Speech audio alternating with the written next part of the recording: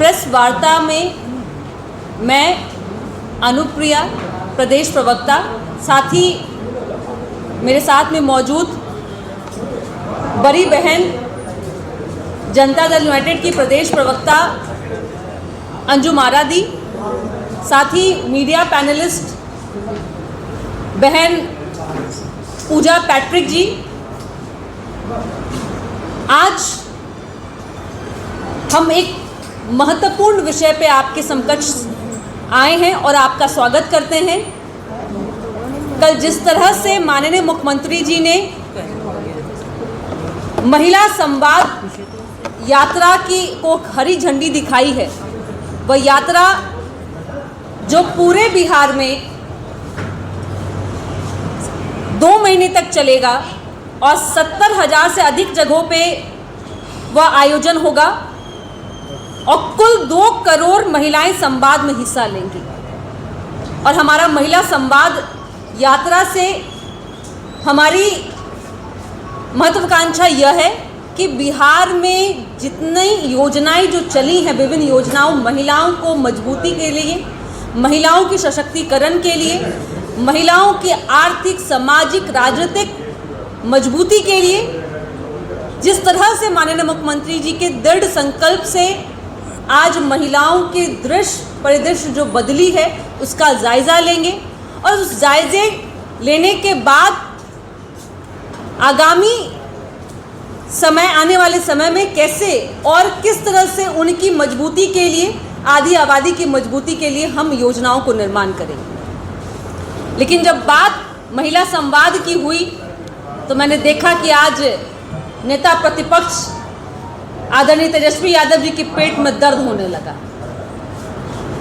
छटपटाहट बढ़ गई, क्योंकि उनको पता है कि आधी आबादी जहां खड़ी होती है उसका अर्थ होता है कि माननीय मुख्यमंत्री जी के नेतृत्व को और मजबूती देना।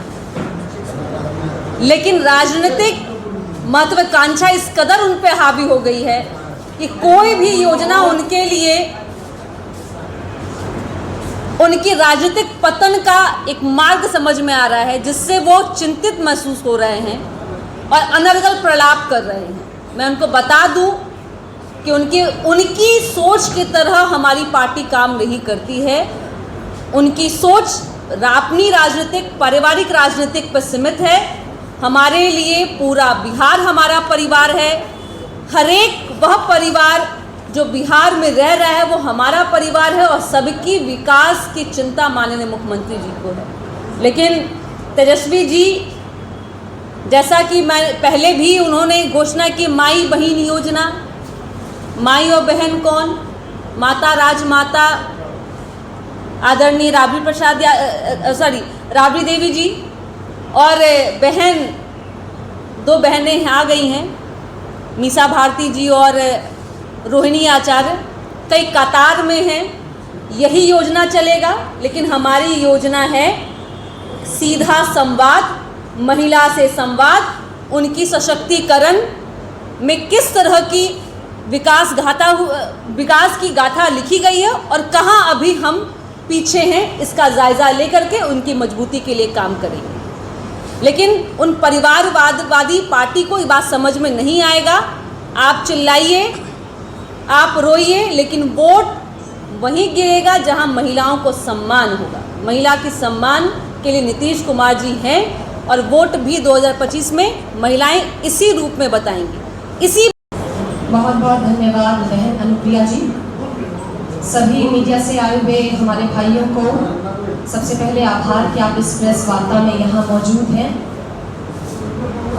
महिला जिसको 50% आधी आबादी कहा जाता है, और आज जब हमारी महिला संवाद यात्रा हमारे माननीय मुख्यमंत्री जी ने झंडी दिखाकर उसको रवाना किया है, तो हमारी विपक्ष के पेट में बहुत तेज की मरोड़ उठ गई है।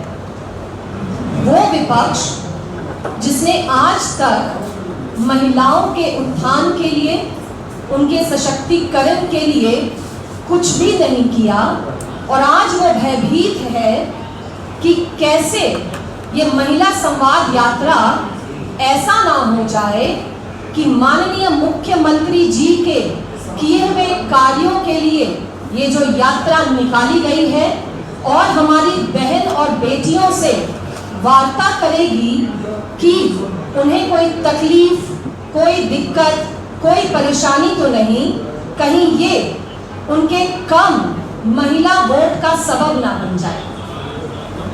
तो विपक्ष के नेता तेजस्वी जी, पेट में मरोड़ आगे के लिए भी तैयार रहिए, क्योंकि ये पहली बार नहीं है कि हमारे मुख्यमंत्री श्री नीतीश कुमार जी ने अपनी बेटियों और अपने बहनों के लिए कोई ऐसी यात्रा निकाली हो।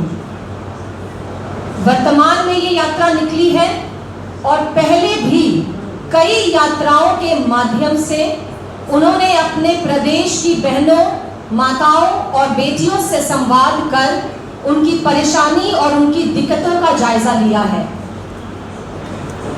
अब मैं हमारे चार्जशीटेड हमारे पूर्व उप मुख्यमंत्री तेजस्वी जी के बारे में क्या कहूं। उनकी माई बहन योजना, बस एक योजना का छलावा देकर वो चाहते हैं कि प्रदेश की, बिहार की महिलाएं और बेटियां जो हैं उनकी झोली में वोट डाल दे।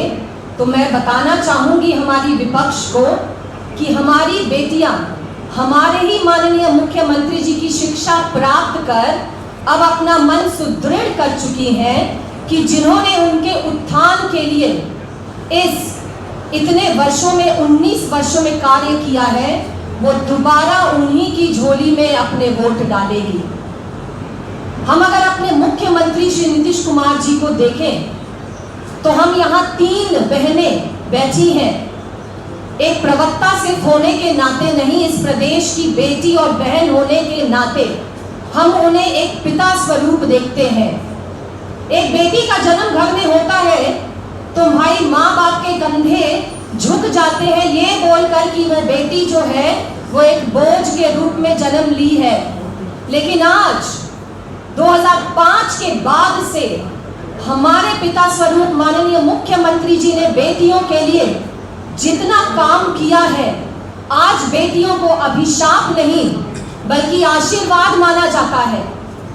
2005 के पहले की ज्यादा चीजों को मैं गिनाना नहीं चाहूंगी, क्योंकि हमारे पास अपनी उपलब्धियां गिनाने के लिए इतना कुछ है कि अगर बोलने जाए तो ये प्रेस वार्ता 5 मिनट, 10 मिनट क्या 5 घंटे से पहले खत्म नहीं होगी। लेकिन मैं यहाँ जरूर कहना चाहूंगी कि राजद सुप्रीमो लालू प्रसाद यादव जी ने अभी से कुछ महीने पहले हमारे बिहार को, बिहार उनकी एक्स की पोस्ट में याद कर रही हूँ, एक्स की पोस्ट में उन्होंने बिहार इज इक्वल टू बलात्कार शब्द का प्रयोग किया था।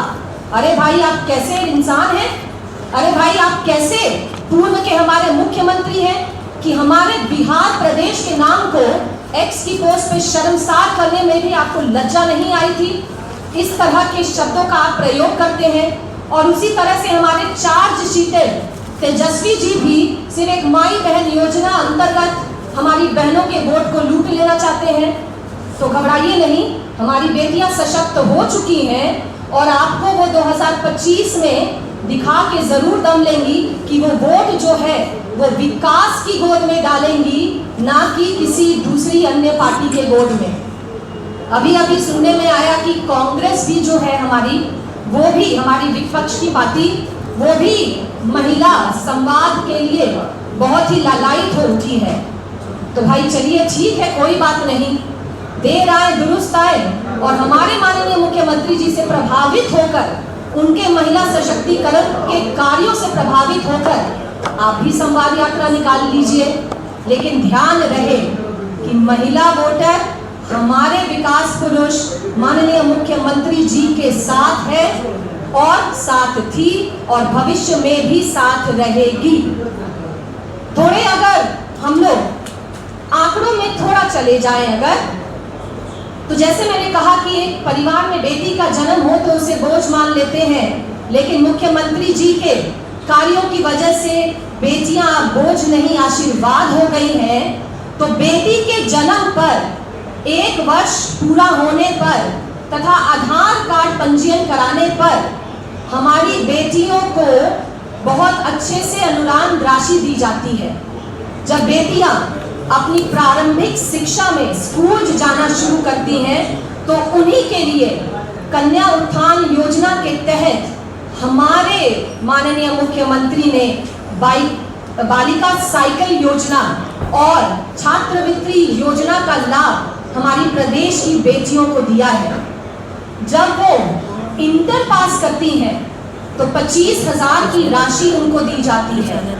जब वो स्नातक पास करती हैं तो उन्हें 50,000 का स्कॉलरशिप दिया जाता है। और मैं बता दूं कि हमारी बेटियों की शादी की जिम्मेदारी भी हमारे मुख्यमंत्री नीतीश कुमार जी ने अपने कंधे पर उठाई है। तो इतनी योजनाओं के तहत हमारी बेटियों के कल्याण के लिए, हमारी बेटियों के उत्थान के लिए हमारे माननीय मुख्यमंत्री जी जो काम कर रहे हैं, उसकी तुलना ये माई बहन योजना की 2500 की राशि क्या करेगी। ये 2500 की राशि तो वही बात हो गई कि चलिए भाई ऊंट के मुंह में जीरा। ये हमारा योजना, हमारे माननीय मुख्यमंत्री जी के द्वारा चलाई गई योजना कहीं भी स्टैंड नहीं करती ये माई बहन योजना के तहत। और चलिए मैं अब अपनी वाणी को विराम दूंगी।